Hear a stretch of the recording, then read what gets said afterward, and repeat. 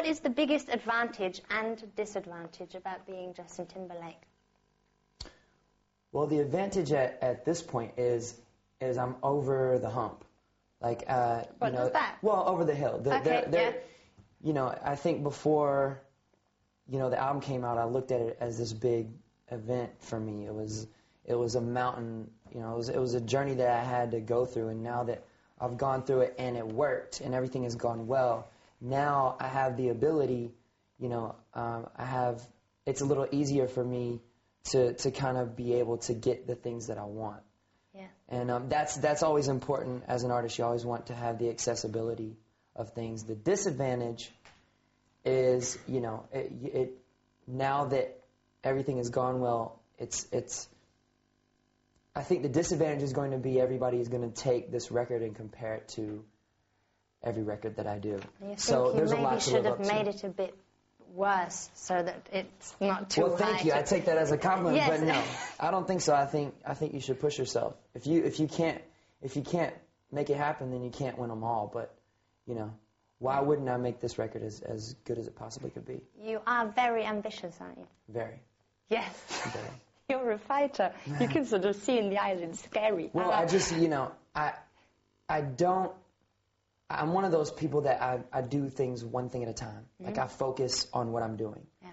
And so I would say that I'm a determined, you know, type of personality. Once I decide that that's what I want to do, then it's going to happen. Mm-hmm. It's just a matter of A, B, C, D, getting it done. Yeah. Do you read reviews about your concerts or your record at all? Every once in a while. Doesn't it drive you mad? It used to, but the reviews are good now. So, but bad reviews would actually hurt you. I'm just keeping it real. Just keeping it real. So, but bad reviews do hurt you? Not so much. You know, as far as a review goes, I think, you know, a critic is short for criticize.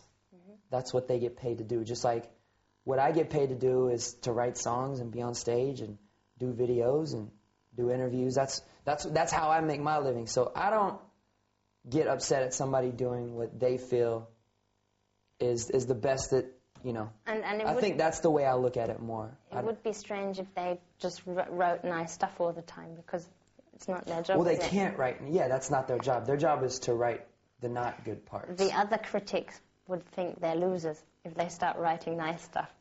Exactly. Yeah. They have a whole community of critics that they have to compete against, so I'm not even going to, I don't even get into that. You know, I worry about my stuff. You've been in the centre of attention for years now. Have you created some sort of an entertainment Justin Timberlake to somehow protect certain parts of your real personality?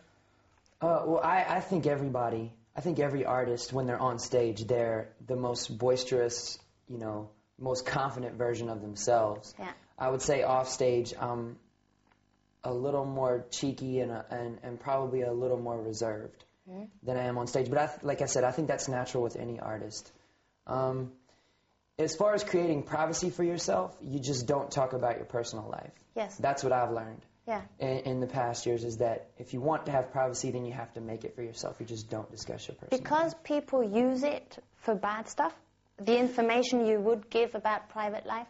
I don't know. I mean, I don't judge what people do. I just, you know, I've seen how things can get out of hand, and I see how rumors get started. Yeah. So I just try not to discuss my personal life, because for me, like I said earlier in the interview, it's important to me to have normal things in my life. Like going home and stuff. Yeah, like going home, like going to the movies, you know. And it's a little bit different, you know, you just have to go about it in a different way. Like, you wait until the previews start and the lights go dark, and then you walk into the back. Mm-hmm. And then, you know, if you can feel where the end of the movie's gonna be, right before the credits start, you start edging to the edge of the theater and you watch it, and then you leave.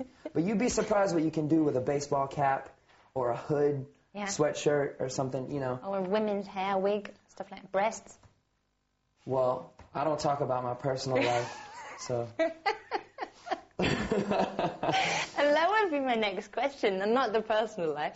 Yeah. When was the last time somebody didn't recognize you and you had a nice little chat in the street or something? Honestly, I'm not going to give up my ways or my secrets, but I'm still to this day. I mean, very recently I was at home in Los Angeles, and maybe it's because the people in Hollywood, everybody thinks they're so important that they really don't care about you. Maybe that's what it is. But hey, I'll take it. And I don't go to shopping malls. I don't go to amusement parks. Mm-hmm. I don't go to places where there's a lot of people at the same time. Yeah. Because when I'm not working, which is not often, mm-hmm. when I'm not working, I like to just keep it low key and simple and normal.